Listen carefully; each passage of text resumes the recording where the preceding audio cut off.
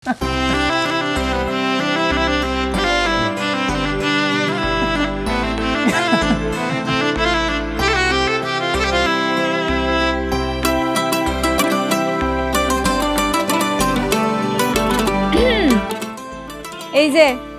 আমি কিন্তু নানার কাছে সব শুনছি, আপনি বলে লেখাপড়া জানেন না।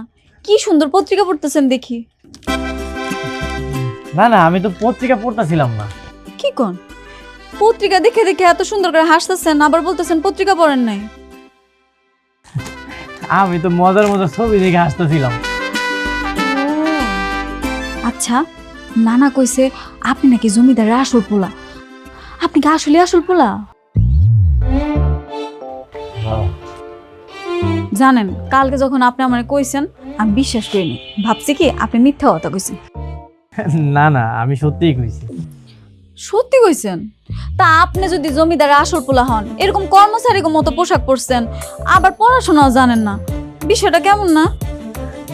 আমার মায়ে আমারে কইছে এইগুলো হইতেছে আমার আব্বার আদর্শ। আমার আব্বা তো লেখাপড়া জানতো না, আর আমার আব্বাও কঠোর পরিশ্রম করতো, তাই আমিও কঠোর পরিশ্রম করি। হায় হায়, কয় কি? আচ্ছা, আপনি কি আপনার নামটা লিখতে পারেন তো অন্তত? না।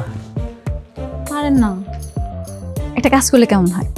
ধরেন আমি যদি আজকে আপনার নাম লেখা শিখাই, আপনি কি শিখবেন? তুমি যদি শিখাও তাহলে শিখবো।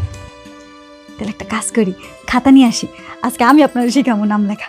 আচ্ছা।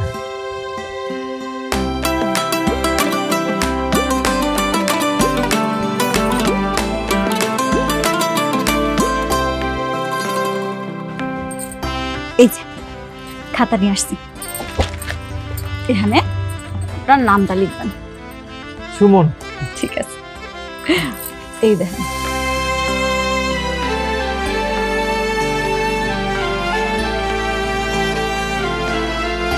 এই তো আমি লিখলাম, এবার আমারটা দেখে দেখে আপনি হুবহু লিখবেন। লেখেন লেখেন।